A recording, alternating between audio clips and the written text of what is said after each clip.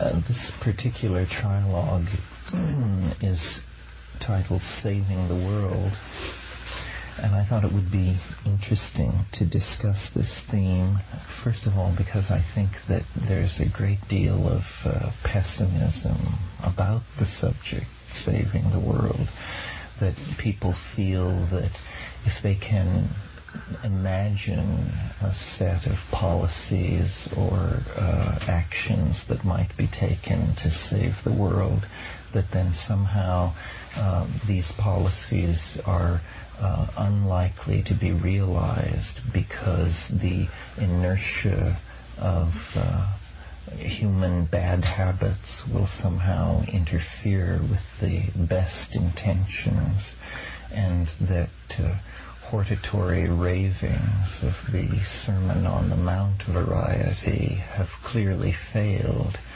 If mere speaking about saving the world could do the job, it would have been saved quite some time ago.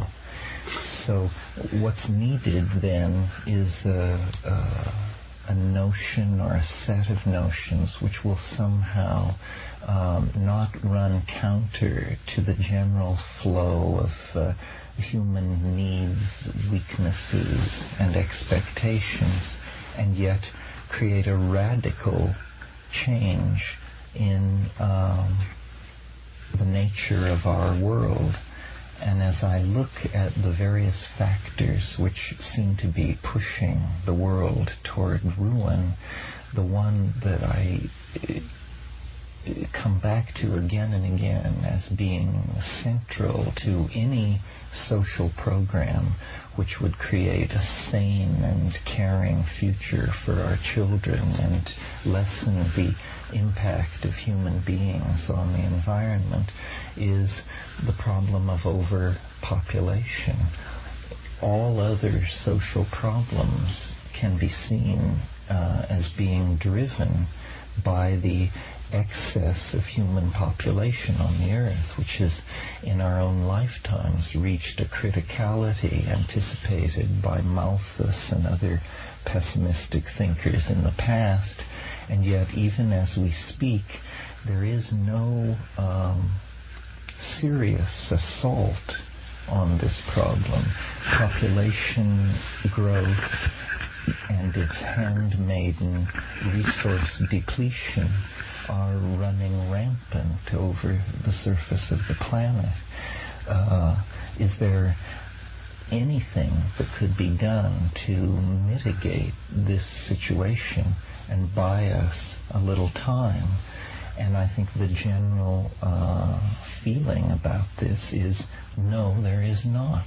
That because people enjoy sex, because people enjoy family life, because people are not educated concerning birth control and so forth, that somehow this is a problem we just avert our gaze from in the hope that perhaps war, epidemic, disease, or some other natural catastrophe will intervene and do the work that we as human planners have been unable to do. And I think this is a profoundly misguided and pessimistic position to take. I was once challenged in a workshop I gave. Someone said to me, well, you're always talking to these entities in the higher dimensions. Why have you never asked how to save the world? And at first I took it as a kind of facetious challenge on the part of someone who didn't really understand the protocols necessary for dealing with these entities on the higher planes.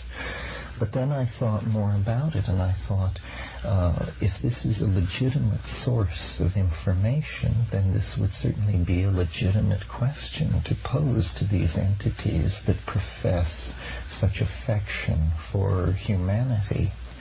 And so the next time I entered into dialogue with the botanical logos, I posed this question: how can we save the world?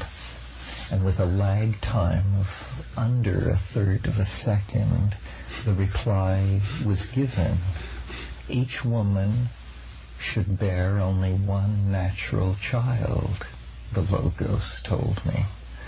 I have to confess, this was an idea that I had not given a great deal of thought to. I don't think very many people have.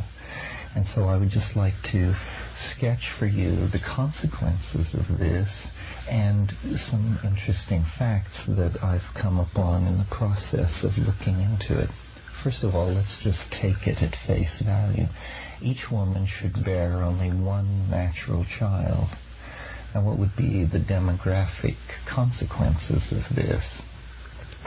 Startlingly, within 50 years, the population of the Earth would be cut in half. Without war, epidemic, forced migration, government programs of sterilization, so forth and so on.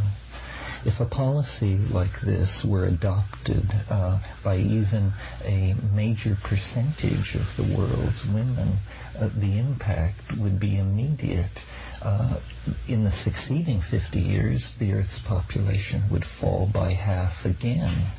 If such a policy were in place for 150 years, a serious social debate would ensue on a subject inconceivable to us. Are there now enough people in the world? I took this idea and I began to look into the demographics of population, and I made a very interesting finding, which I've not heard widely repeated in the media, even among the people who are concerned about the population problem, and that's the following. A child born to a woman in Malibu or the Upper East Side of Manhattan or Berkeley or Hampstead Heath, in other words, a child born to a woman in a high-tech industrial society, in the upper class of that society, will have between 800 and 1,000 times greater negative impact on the resources and carrying capacity of this planet than a child born to a woman in Bangladesh or Zaire. This is something we are not often told. When we think about the population problem, we tend to think that it's little brown people on the other side of the world who just perversely refuse to stop having children. But in fact, this is not what is going on. Converting a woman in Malibu to the notion that she should limit her reproductive life to one child is the equivalent to converting 900 to 1,000 women to the same proposition in Bangladesh or Central Africa. If we were to go to the third world and meet a woman who told us that her ambition was to have 800 to 1,000 children before she died, we would imagine ourselves to be standing in the presence of a social criminal, a person so callous to the needs of the earth and the present state of humanity as to be almost beyond conceiving. Yet, in fact, this is the position held by any woman in a high-tech industrial society who chooses to have more than one child. There are a number of interesting factors about this. First of all, if we were seriously to propose this idea, one woman, one child, traditionally, among demographers, population policies have been most difficult to sell in traditional societies, traditional agrarian societies, because in those societies, having large numbers of children is linked to centuries of religious and social tradition. And so then great frustration spreads back among the advocates of population control because these traditional women are unwilling to make this commitment. In contrast to this, think about the woman in Malibu or Hampstead or the Upper East Side of Manhattan. She is college educated. She has access to excellent medical information. She should be an easy sell to this idea. She is not burdened by centuries of religious tradition. She is a modern, secular, progressive, liberal person. Every woman of that type converted to this policy is the equivalent of converting 800 to 1,000 women of the other type to this policy. I mentioned at the beginning of this talk that it's important that the concerns and wishes of the individual be commiserate with this large-scale social goal. Notice that you can say to this college-educated, upper-class woman, how would you like to have more leisure time, save a pile of money, and be hailed as a political hero? All you have to do is limit your reproductive activity to one child. Now, to the obvious objection that people want large families and want more than one child, you say the cities of this planet swarm with children without families. We're not saying you can't have a house full of children.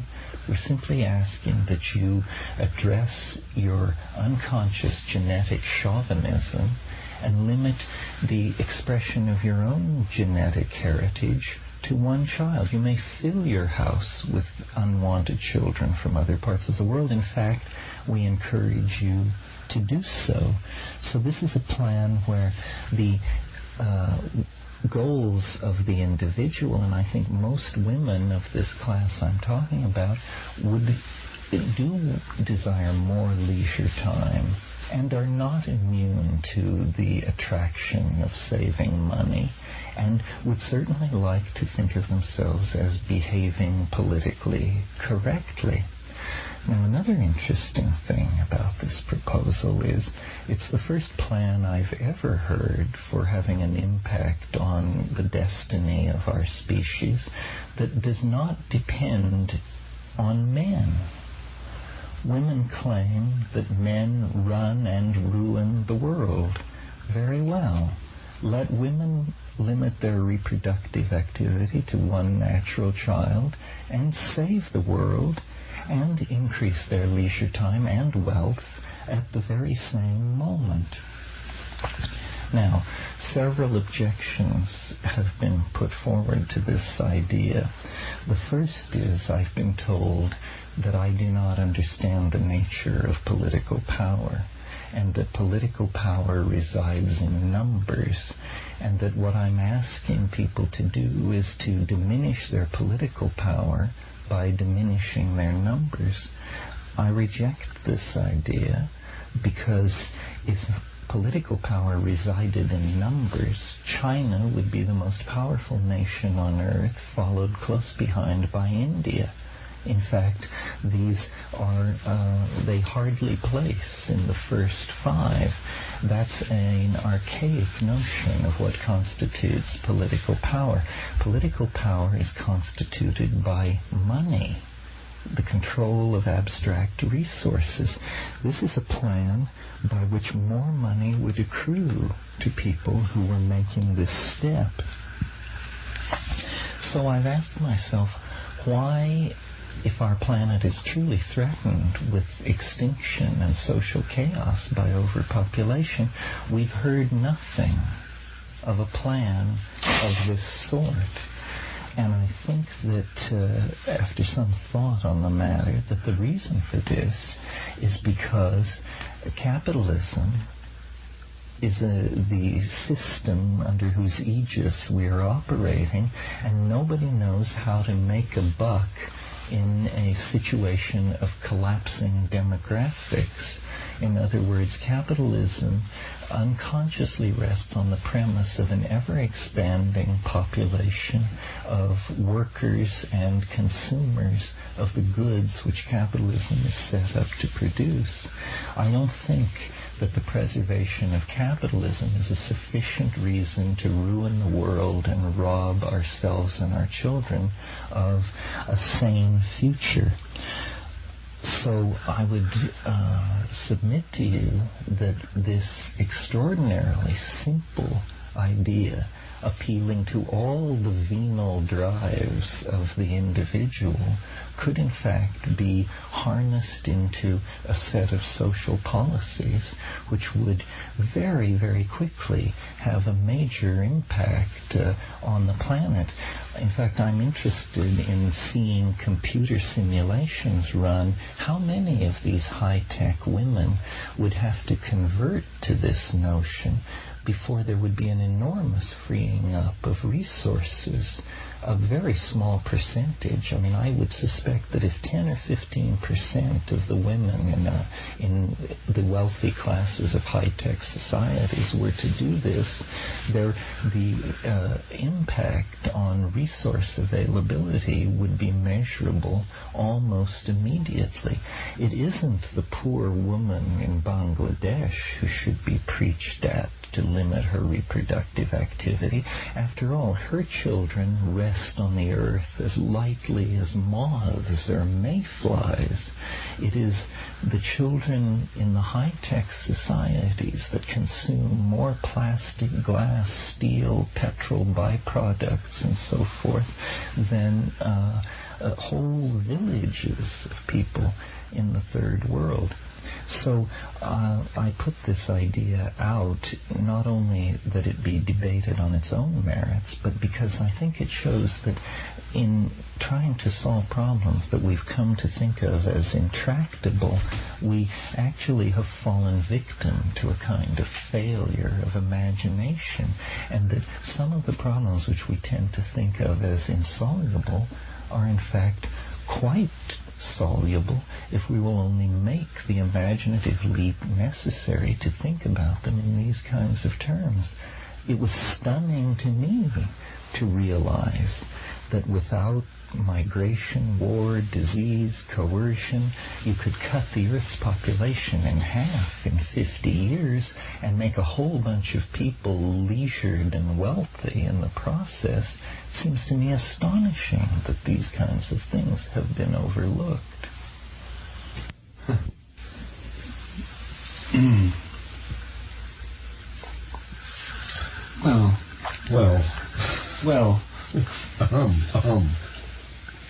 Well, a provocative point of view, to which, firstly, several objections immediately spring to mind, and secondly, to which I have a counter-proposal or an additional one. Good. The Sheldrake plan for saving the world. But before that, first I should think that the incidence of single-child families probably is 10 to 15% of the class of women that you talk about already. It's a very common phenomenon. The number of children is inversely related to income as a general rule, and quite a lot of women already only have one child. Secondly, the adoption plan doesn't seem to me to work. It would only work if the woman in Malibu adopted dozens of brown-skinned little children and then kept them living at a Bangladeshi level in her Malibu house.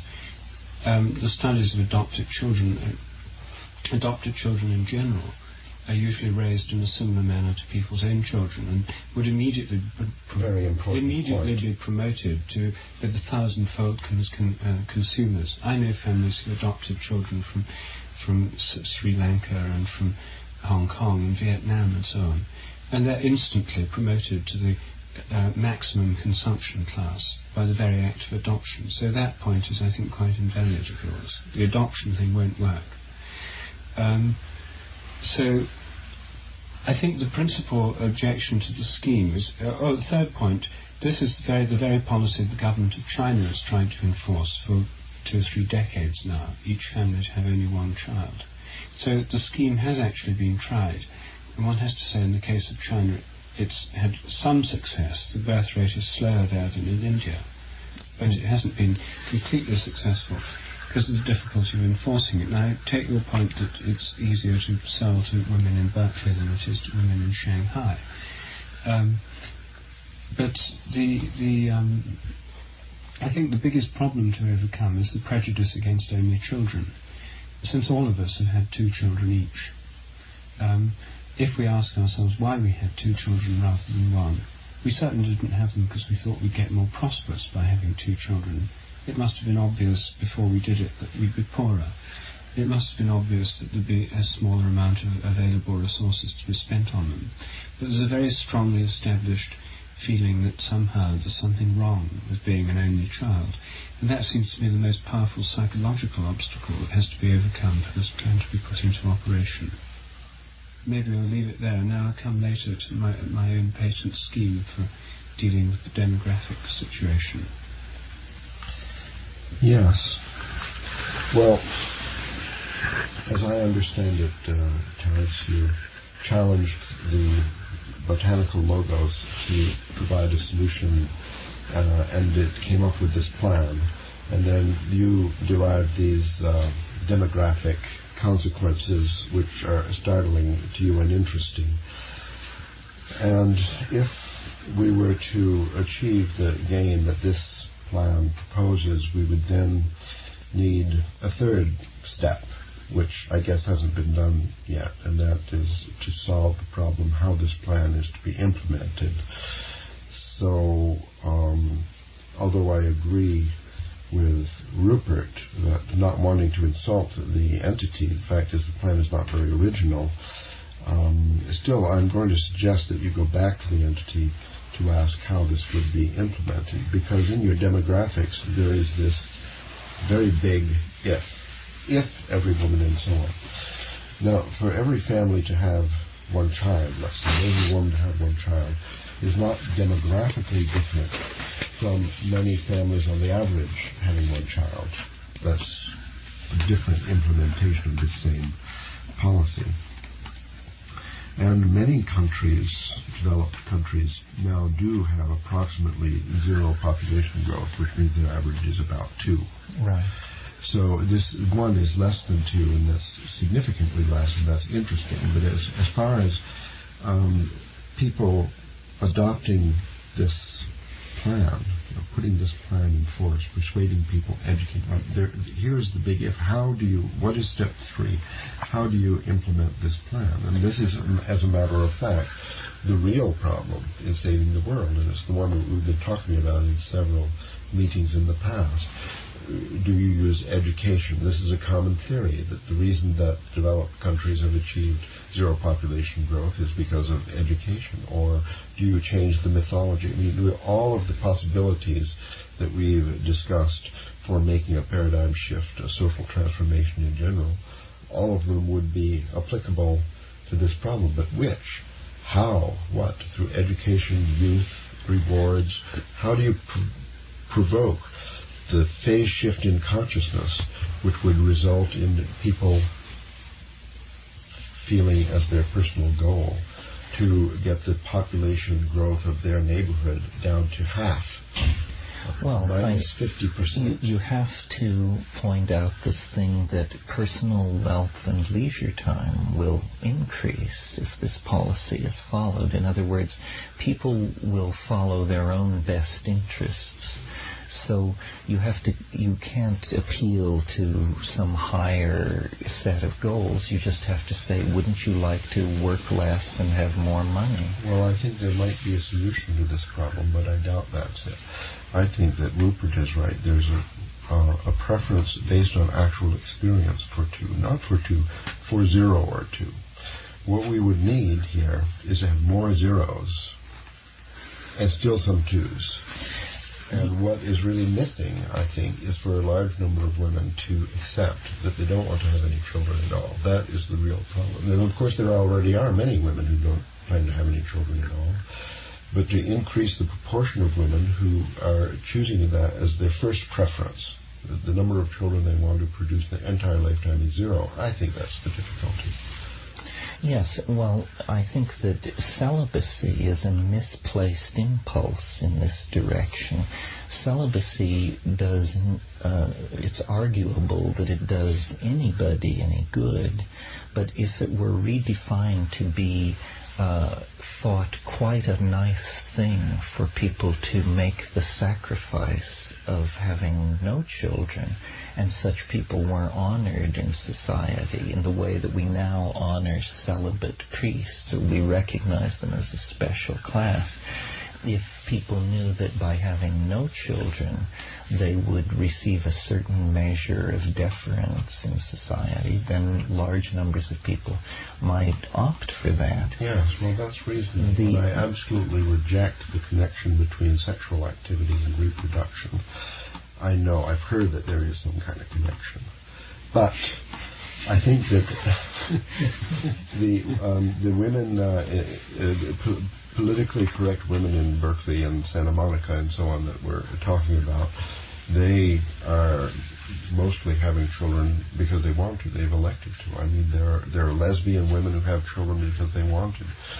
There are celibate people who have children because they wanted to have a child. They changed their pattern only because they wanted to have a child. That the wanting to have a child is the cause of reproduction, not mysterious and unsuspected byproduct of being sexually active. So I think we need, in order to resolve this final problem in the entity's suggestion, we need to find some educational or mythogenetic strategy whereby people would really yearn to have zero children, with or without sexual activity. They have all kinds of... Well, I think this could be done in all kinds of ways, through education, through tax incentives, through direct payment. Also, I don't accept your... Direct payment? I don't accept the premise that faced with one's desire to have two children, or if that were linked to wrecking the planet, I think people would just have one child anyway. Yes, well, that's a possible breakthrough. And in fact, we don't know the consequences of having one child if it were generally accepted. I think a lot of the one-child talk that goes around has to do with the fact of the myth of the special character of the single child. And daycares, all kinds of social institutions could be retooled to make sure that these children spend a lot of time with other children. So I don't see that as a tremendous barrier. I agree with you. I think we should encourage people, one, to have no children. Those people should be given special honors. Otherwise, to have one. Otherwise, to have one. And never to have two. And never to have two. And people should accept that nuclear families don't really exist in this society, and so they're going to be single parents, and that makes it more attractive to have just one. That's right. With two single parents, each with one, combined in a house, then in fact they'd have a sort of nuclear family with two children, except both the parents would be female. And the other thing is to start in these high-tech societies. Don't start in India and Sri Lanka. That makes no sense whatsoever. Start in the areas where you're likely to make many converts. Then these third-world societies, which are tending to take their value systems by emulation of the high-tech societies, would see the positive feedback of these policies and would quite naturally adopt them themselves in due time. Well, I think we do have a plan here. It's sort of rounded out. Well, let's hear Rupert's other plan. No, let me just raise one further objection which has to be overcome. I mean, first, giving single children and single-child families a better name seems to me the most important, and you think the easiest aspect of this plan. Well, that's I mean, that seems very important. Studies on... I never saw the case against 2 children until we'd already got to, when I read an article in a newspaper in Britain, The Guardian, which was a fervent denunciation of the 2-child norm. I'd never ever seen this before. I'd seen plenty of things about what's wrong with only children. But this said that having 2 children is grossly abnormal. In the past, people had large families. We've had multiple children, multiple relationships. With 2, you set up automatically a dyadic relationship of jealousy, possessiveness and fighting, which creates a one-on-one competition situation which is atypical of the whole of human race in the past, and that 2 children, in fact, may be a great deal worse than 1. Now, that was a strong argument. It's the only time I've ever seen an argument put in favour of a single child as opposed to 2. And it was a well-put case, and it had quite an impact on me. It might even have influenced my own thinking on the subject had I read it before we'd had to. So this re-evaluation of the role of 2 versus 1 children is something that's a great deal more attention could be paid to. Studies could be made on the subject. It may well turn out that this argument can be validated in all sorts of terms, and that the 2-child norm can be discredited as a kind of myth or ideal in favour of the 1-child norm. Now, that would be a highly constructive act, together with social policies that would deal better with the problem of only children and all the rest of it. Somehow, ways of living, or where children spend more time with other children. And anyone with a single child spends most of their time ferrying the child around to other houses so they can play with other children. This could be made easier. But there's a serious political objection to the whole thing, which is that in a democratic society of 1 person, 1 vote, the single most important thing that influences people's thinking about this question is being outvoted by the others. In Northern Ireland, the great fear is that Catholics have more children than the Protestants, and they'll take over. In the Soviet Union, the fear many Russians have is that the Muslim republics have enormous birth rates compared with European Russia, and that in a democratic Soviet Union, they'll take over. The fear in the United States surely must be that for the woman in Malibu or Santa Monica, that within 5 years, maybe 10 years, Hispanics will take over control of Los Angeles, within 25 years or 10 years, 15 years of California, and within 50 years of the entire United States. And then they'll change the rules because they believe in larger families and they won't want to go along with this kind of norm. That's the kind of objection which I think will strike people very deeply and raise tremendous fears. I think there's an answer to that particular objection, which is by take over, what you mean is claim an unfair amount of the wealth of the society or the resources of the political power. But notice that in a society where this kind of policy was slowly taking hold, all segments of society would grow more wealthy, and there would be a diminishing anxiety about resource availability, because there would be an ever-expanding available pool of resources. In other words, if we're going to cut the Earth's population in half, then there's going to be twice as much land and wealth to go around. And so people would see themselves progressively enriched, generally and specifically. I mean, in the world where the population is dropping by 50% every 50 years, every time you got your mail, you would learn that a distant cousin's line had died out, and that his estates and bank accounts had been ceded to you. So you think a chain letter principle is the one that... But that's the big if again, because, Terence, you already accepted the fact that in Bangladesh the population growth is not going to decrease, only in Santa Monica and Berkeley. No, at first in those places. I'm saying don't preach it in Bangladesh at first. Demonstrate it in the high-tech societies, and everyone else will follow along. And as a society becomes more wealthy, that means more educated, the case will make more and more sense.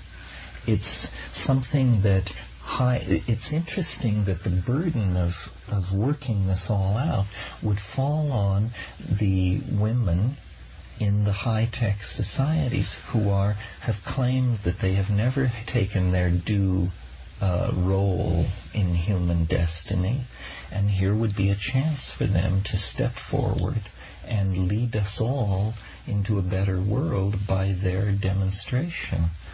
Well, I think in the case of our own experience in our own families and co-parenting arrangements, we had participated with our wives in a discussion about how many children to have and so on. And that probably would be the case in these high-tech developed countries and families and so on. It would be a sort of a partnership of men and women that would have to come to this new understanding. But women would take clearly a flagship role in all this. Yes. Well, suppose that Rupert's idea that a reason for large families and anxiety about the voting situation in democratic countries, and we could change the vote so that siblings of the same mother would share one vote. That would take care of that. I think there are cleaner ways to take care of that. I mean, I see this objection, but I think it could be met that social planners, you could put in place incentives. I think it could be met. People are anxious. They don't want to lose power or wealth or land. And the very notion of falling demographic reverses this pressure. And everyone, even those for whom the policy is working least well, are still living in a better situation than if the policy were not in place. If the policy is not adopted or something like it, we all lose. If the policy is adopted, most of us would gain.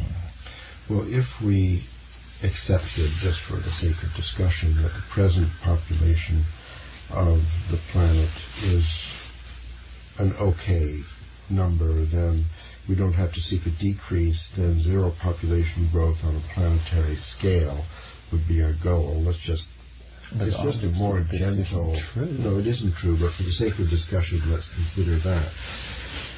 Then we already have achieved our goal in developed nations, many of them, and not in the rest of the world. So according to your idea, if this would apply to the one-child plan, that the success of this plan would then diffuse over the underdeveloped countries, that we should see that already happening, and yet we don't. No, I think we do.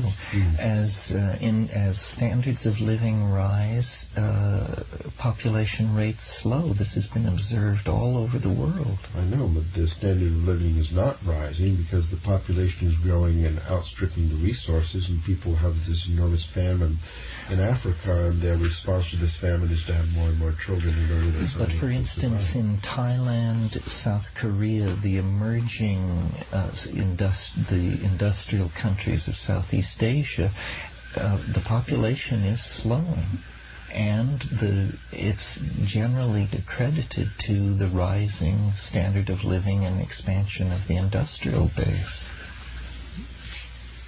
Yes. I mean, there's one further point, perhaps not such a serious one, which is the thing that terrifies people as well is not just being outvoted by the increase of one section of the population relative to the other, like Hispanics, but also the question of immigration. And in Vancouver, for example, within 5 years, there'll probably be a majority of Chinese. Hong Kong Chinese are flooding in every day, great plane loads of them, just buying up a lot of property in Vancouver. Mexicans are flooding into the southern parts of the United States. This idea of people flooding in, the Germans are now getting worried that East Germans, they thought by unifying the country they could decrease immigration from East Germany. In fact, it's increased. And now everyone in Czechoslovakia, Poland, Hungary, with any ambition and who's prepared to move, looks to Western Europe as the place to go. Any moment, people in West Germany are really afraid if there really is a kind of European economic free zone that includes all of Europe, a free movement of peoples, just what they've been claiming they want. For 30, 40 years they've been claiming this is what they want. If that's what they get, 100 million Russians will probably want to move to West Germany. The problem of immigration is a very serious problem for a lot of people, and this is another reason, as well as being outvoted by demographic increase within the same country, the problem of immigration from others. The yellow peril, these kinds of things have been... But these immigrations are fueled by population, uncontrolled growth of population. Well, they're not, because Eastern Europe has had one of the lowest population growth rates in the world in the last 30 or 40 years. So tough have the conditions been that the population of Romania and other countries in Eastern Europe has actually been falling, much to the consternation of their governments. They've had the lowest population growth rates anyway. They've had negative growth rates. The people aren't moving because there are so many. They're moving because of jobs. But you see, that's just a problem. We will always have problems. What we're trying to do here is figure out how to save the world from extinction. Here's a chicken and egg problem, because the logical consequence of your theory is that we have to solve all the other problems of the world in order to solve the population problem. So the preposition at the beginning of your introduction, that which I concur, that the population problem is the basic problem. Somehow that's not really so logistically. That all nations have to be developed nations. People have to have education. They have to accept this new idea. They have to be impressed by the success of this plan as it's applied in other nations. Like all that implies the solution of all these problems. So the demographic shifts of a constant population in new locations would end because the inequalities of resources and this would have been solved. People will always migrate to where there are more jobs or better lives, but if they are truly not migrating because of overpopulation in their homeland, then they are emptying out their homeland, and that means in the future there will be empty land to be reintegrated into the global economy.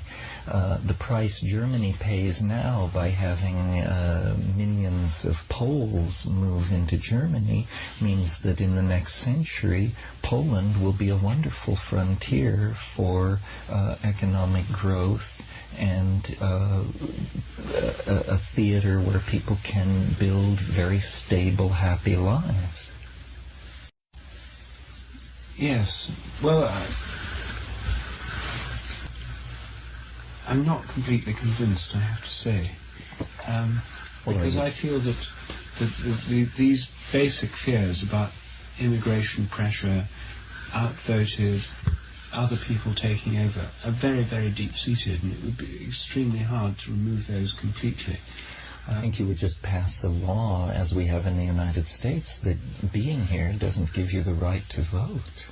And most countries have laws like that. I don't know. Are there countries where if you're just there, you can vote? Most countries make a very clear distinction between their citizens and recent immigrants. And you have to establish yourself, and citizenship is not automatic. No, well, nevertheless, the fact is that in Germany they have a problem with Turkish immigrants. But it's not of being outvoted by them. No, that's not the problem, except in certain localized areas. But there is this fear of kind of relative demographic increase.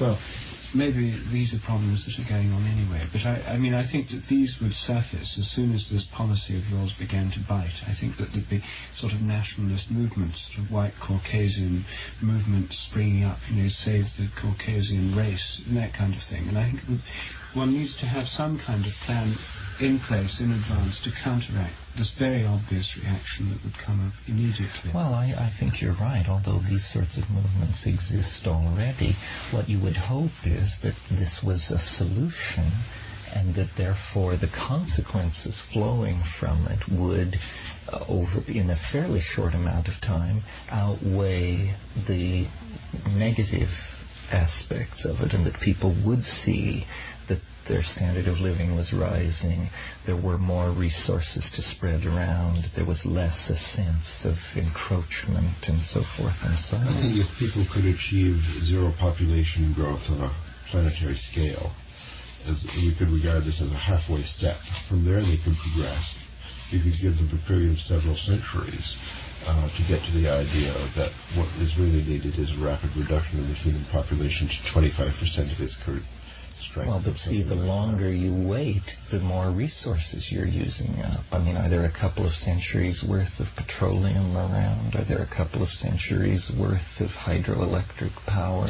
Well, I think if zero population growth on a planetary scale were achieved in the very near future, if we could achieve that, we could achieve anything.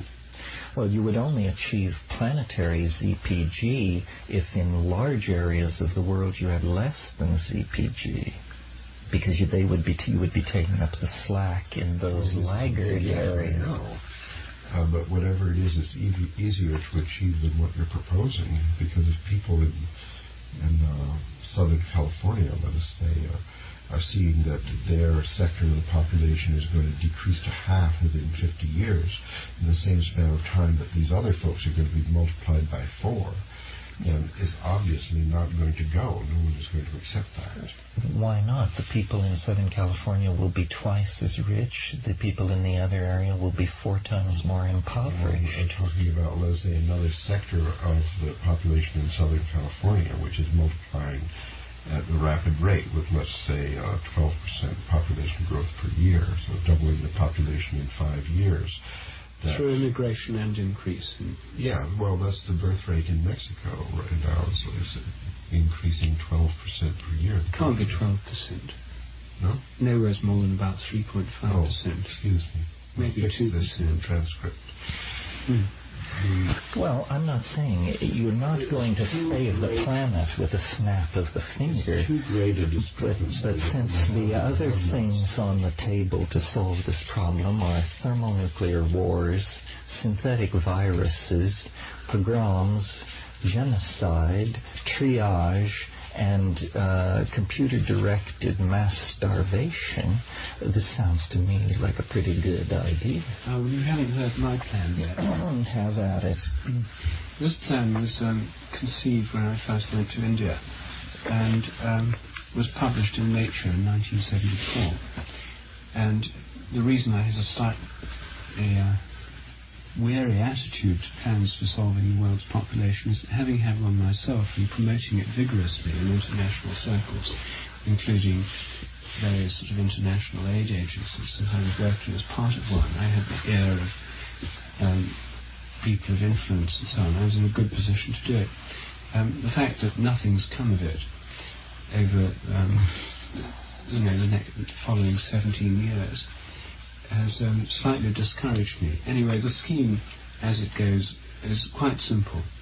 It's based on the perception that in third world countries and in advanced ones, but largely in countries like India, where population growth is greatest, people have lots of children not because they want to have lots of children, acquire children, but because they want to have lots of sons. Yes. That point is, I think, quite clear. That you can talk to any Indian, any Chinese, what they want is sons. They don't want daughters. Yes, the Chinese throw the daughters in the river. Yes, and so the Indians practice female infanticide in Rajput and other castes. What they go and pray, they spend good money on doing ceremonies in temples, pujas, to try and have more sons than daughters. Incidentally, this provides a test of the power of prayer of a statistical kind. I checked out the male-to-female excess in the birth rate in India as opposed to other countries. It's 106 to 100 males to females in live births in India. So it is in Western countries where there's no such strong prejudice. So one could, in favour of sons. So clearly, on a large scale, the magical and religious means used to try and promote the appearance of sons are not effective, statistically speaking. They may shift the balance in individual cases. But anyway, the fact is they want sons. Now, rather than trying to go against the tide, trying to persuade people to have less sons or less children than they have now, you give them what they want. Now, it was discovered in the early 70s that male sperm swim more strongly than female sperm. And in vitro, in test tubes, if you put them in a viscous solution, any viscous substance will do, and they have to swim through it, there's a progressive enrichment of male sperm getting through the other side. There are other ways of separating them that have been investigated by the artificial insemination industry, because with cows, you basically want to have females rather than males. So there's some research gone into this. Anyway, with human sperm, like many other species, male sperm swims stronger than female. My proposal was a simple technical advance whereby a capsule of a viscous substance like carboxymethylcellulose, very cheap, buffered at an appropriate pH, would be inserted before intercourse into the vagina. The sperm would have to swim through it in order to fertilize the egg, and this would give a preferential enrichment of male sperm. Now, the thing may be only partially effective. It may only increase the chances to 60-40 instead of 53-50, which is the present ratio. However, even a slight increase, as long as it was perceived as being increasing the chances, would lead to rapid adoption of this thing. Even if it was banned by governments, a black market would spring up immediately. The product would be extremely cheap to make, assuming that this technical problem could be overcome. You could make the product technically. The result of this, let us assume that it could work with an efficiency, say, of promoting the chance of 75 to 25 in favour of science. It's a reasonable assumption. It would be widely adopted. The proportion of boys would increase. The number of children required to achieve the right level, the desired number of sons, would go down, so there'd be a more adoption of birth control immediately. But of course the main consequences would come within one generation time, which is about 15 years in India, since the average age of marriage for girls is about 14 in most parts of India. Then, of course, the consequence would be that there would be a shortage of girls. Not all these young men could get married to girls. Or even if you had a system of polyandry developing, the rate-limiting fact for population growth is the number of women. So, women couldn't increase childbearing beyond one child a year maximum, however many men they were married to or had sex with or whatever. So there'd now be an immediate bottleneck on population growth. Population growth would begin to plummet. There'd of course be social consequences associated with this, and most Westerners who had this plan said, well, of course they'd all get militaristic, you'd have appalling wars. That's not the reaction I heard from anyone in India. The Indians don't have such a militaristic tradition. I mean, what would probably happen there is that you get a rising age at which men could get married. And instead of a dowry system, which is what causes people to not want daughters, there'd be the rapid development of a bride price system, as people would have to bid higher prices to get the available girls, which would solve another problem, namely the low social status of women and the desire not to have daughters. And within 30 years, the whole system would re-equilibrate, because the desire to have sons rather than daughters would cease to have the same motivation. The entire social pattern would adjust. There'd be social problems in between, but nothing like the social problems caused by the doubling of the population in the next 25 years. This plan, which would go with the grain of what people want rather than against it, technically conceivable and probably achievable if enough research were devoted to it. None has been so far. Is, I submit, another way of tackling this problem. Although it doesn't address at all the impact on resources of children born in high-tech societies. It's again a little brown people are the problem theory. Well, little brown people are the problem in large parts of Africa and Bangladesh and so on. Well, locally, yes. But on a global scale, it's the over-consumption that goes on in the high-tech society. That's true. I read in the last week, and I've forgotten where, that the inhabitants of Orange County, California, consume as much in terms of petroleum products, raw materials and energy as the entire population of the Indian subcontinent. this gives you a notion of the disparities that we're talking about here. Yes. Well, so it's a separate issue. I think the resource depletion, the factor of 800 to 1,000, that's questionable. I think Rupert's plan, which does sound like it would create a global decrease in the rate of population growth, this is definitely would help save the world. And furthermore, I think that we could go into business and make a fantastic profit by selling the product at reasonable rates in India and China. So let's do it. Well, I'm not sure it would save the world. The problem is resource depletion. However it happens. Well, we could just have rationing in Southern California, then that would cover it. By a factor of, we're going to cut people back by a factor of 800 to 1,000? Well, that sounds difficult, but I think it's actually easier than affecting the population growth. What you then have in place is a tremendously coercive invasion of people's lifestyles and desires. That's exactly what we were trying to avoid. What you want is a system where people embrace it and practice it because it gives them more of what they want. That's exactly the virtue of my scheme.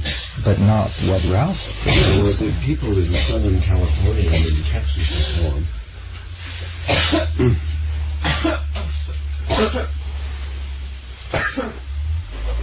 are using an exorbitant amount of energy because they're living in the wrong place. People should not live in a desert. So now we're going to add forced migration to the plan. If you want to save resources, then you could affect the world much more rapidly by moving people to different locations than you could by trying to affect the birth rate. But all of these ideas smack of totalitarianism, fascism, so forth and so on. I see the merit in what Rupert's saying. I think these two things could be practiced concomitantly. This entire scheme that he's proposing could be put in place in the third world, while the scheme that I'm proposing could be put in place in the first world. That is a good idea. And then we have the double got it. Furthermore, I think that the effect of Rupert's plan could be accelerated, adding enormously to our profits in private enterprise by advertising and trying to affect the bride price for a more rapid inflation of bride prices than would simply result by waiting for the demographics to do it. Just to give people the idea that brides are more valuable. And, because you see, what we want to do you're right. In the third world, what we want to do is have less people. In the first world, what we want to do is have less consumption. That's right. So this two-track plan would reduce populations in the third world. It would also have tend to reduce populations in the first world, but that wouldn't be the primary impact of my suggestion. The primary impact in the first world would be to lessen the impact on resources. So the two plans running side by side, it seems to me, would be quite a reasonable thing to place before... Another idea that should really be added to this concoction is the liberation of women, because I don't think that girls of 14 should really be getting married. You see, that's the whole problem, is that childbearing starts too early. Here we have college and everything. Well, if you have women, 35. If you have women in the high-tech countries having only one child, then they are appropriating more wealth and more leisure time to themselves, and these are the definitions of liberation in a secular society: more wealth, more leisure time, more control over your own body. So it would liberate women quite as an ingrained consequence of these other things. I think there's the basis for a short book here. Well, here we've got a plan, a 2-track plan that could indeed work. But coming back to your scheme, it seems to me that the one of the things that's really important to get in place is a research thing on family dynamics, actual interview techniques of people, why they decide to have 2 children. Yes. Actually get to the bottom of it, because the whole thing isn't based on a tremendously careful analysis. It's basically... It's mythology. It's a kind of mythology. You see, it's numerology. Well, it's family numerology. Don't you think that the objection to the only child is actually it's a stylistic objection. They're not screwed up. They are not children.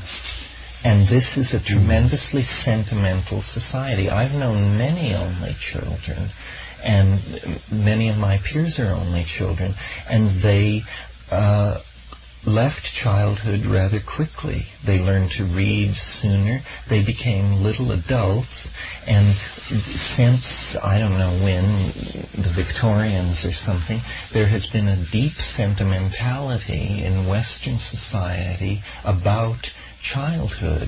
But this is very recent. I mean, in the Middle Ages, children of 14 led empires.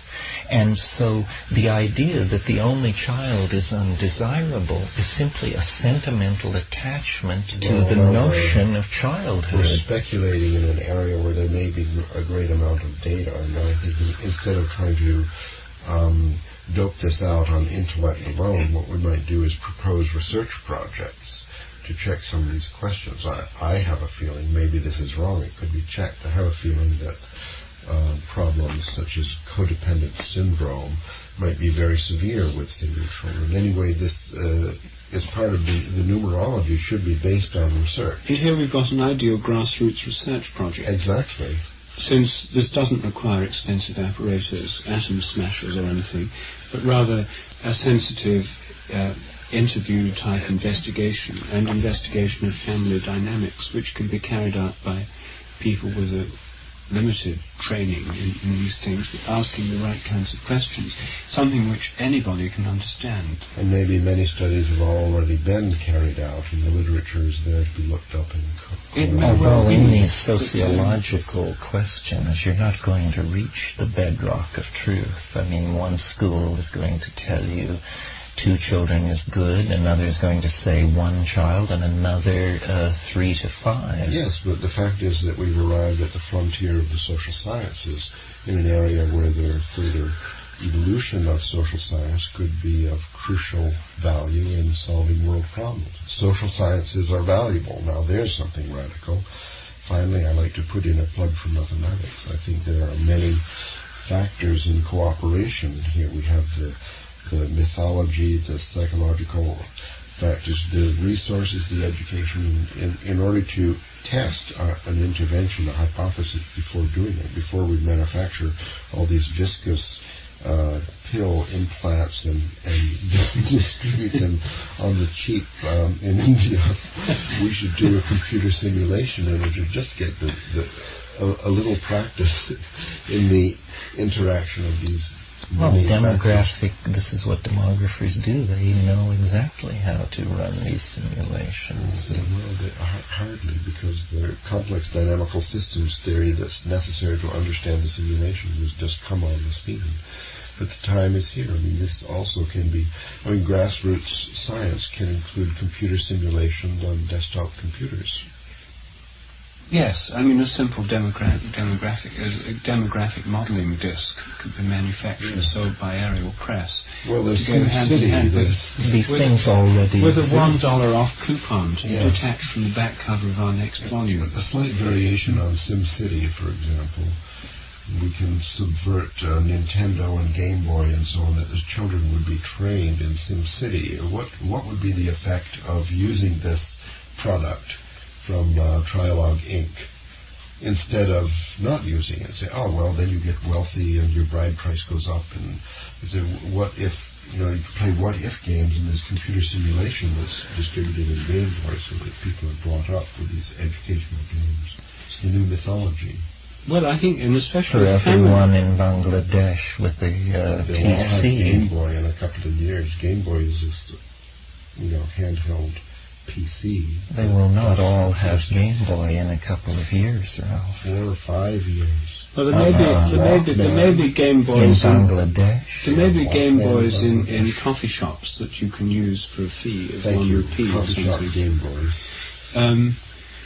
But I think, though, that also as part of this computer program, that the family numerology would be very important, because I've often had conversations with parents who've had 3 children and 4 children, and it's a very common topic of great interest. It really interests me, and it interests lots of parents. The dynamics of different numbers of children. The second child always is like this, and the third child always has that problem. And yes, and with 3 children, which seems pretty good to me. I've talked to parents of 3 children, or people who've had 2 other siblings, and then there's this problem where the one in the middle gets left out, that kind of thing. There is a lot of information here, but models that could be made on computers, family dynamics models, and these things become much more widely appreciated rather than just relying on informal conversations and widespread prejudice. This could go a long way to reforming people's attitudes towards this, and it may be that every kind of investigation may point to the fact that single children have real problems. It's not a very good situation. That's a risk one would have to take if one launched such a research program. Yes. But I suspect that it may not, and I think that the puncturing of myths, this would probably be the single most constructive step one could take towards bringing about your plan. Yes, well, there would be a lot of modeling going on if any of this was undertaken. Because anytime you shift the credo, then you want to model what the feedback consequences of all this are. And here is a multi-leveled problem that deals with genetics, flow of wealth, movement of peoples, lifespans, economic viability, resource management. I mean, it's the entire ball of wax. But it doesn't take into account, and would have to, the biological or archetypal desires to have children in the first place. Because if you talk in terms of resource and disposable income, the richest people in America and everywhere else are gay couples. They have the highest disposable income. There was an article in the business section of the New York Times last week saying that estimates have shown, market research has shown that $210 billion per year is available as disposable income to gay and lesbian couples or people. Although we don't know. And that here's one of the largest markets for, special targeted advertising and marketing strategies. Well, the fact is that if one only took economic factors into account, then everyone would be gay. Now, it's very clear that large numbers of people are not gay and are motivated by other concerns in having children other than disposable wealth and the things to which you're going to appeal. Now, what are those kinds of concerns and motivations? I often meet people who haven't had children who ask with great curiosity, as I did myself before I had, about what's it like, and so really trying to find out, really trying to find a basis for these decisions. And there's very little guidance at the moment, especially about numbers of children. So here's at least an idea for a book. The Only Child, a positive re-evaluation. That would be a bestseller for a start, because there are lots of only children who want to be positively re-evaluated themselves. Yes. And lots of parents with only children. A strong market. That interviews with such families about what's going on. It would be a huge market. This book we could get an advance through Brockman tomorrow, if we were prepared to write it. But we've got lots of book ideas. Maybe we'll have to set up our own book idea agency. Well, we couldn't sell on this one. If we made a proposal and it succeeded off chance in getting a large advance offered, we then could actually deliver the product by reinvesting some of the take in employing helpers. There's a lot of research and a little bit of writing. And with the aid of the research and reading the reports, and then we could more or less trialogue it into book form in a weekend. Well, there you are. This would be a positive way of dealing with it. I think that the most important barrier to it is this prejudice against only children. I think in the United States, certainly. And England. And I think in Europe and indeed. the Western world. Indeed, not just the Western world, in India too, everywhere. Yes. It's a very, very widespread prejudice. Yes. And it's sort of the family version of Terence's original theory here, that we're putting the burden on the women to make the decision, and it speaks to the current paradigm, which might be fictitious, that it's nuclear families that are having children. Another idea would be to attack that myth, helping people to accept the idea that marriage is temporary and it's an arrangement for co-parenting, and it has a finite span. As statistics show, the average length of a marriage is so many years and so on. If people accepted that also, I think it would have a very strong effect on the birth rate. The hypothesis that, or maybe this could be a chapter in the book on family numerology, the hypothesis of the myth, the incorrect myth that marriages last forever, make a two-child family more attractive. It's an aspect of denial. If one accepted the fact that most marriages only last for many years, and at the time of the divorce, the average age of the children is 7.5 or something, people would probably look more favorably upon single-child families.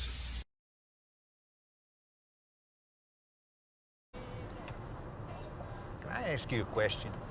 Shoot. You believe in a higher power? Yeah, I do. I do. It's the only way to make sense of all this. Otherwise, it's just pure fucking chaos. Like where we was created by him and he judges what we do? No, I think it's more like parallel lines. Parallel lines? You know, like two lines go on and on forever, don't never touch. Yeah. Except they don't actually exist in nature. And man can't create no true parallel. It's just more of a concept. I learned that shit in high school geometry. Uh-huh. Well, that concept, that perfection, we know it exists. And we think about it. But we can't never get there ourselves. I think that right there is God.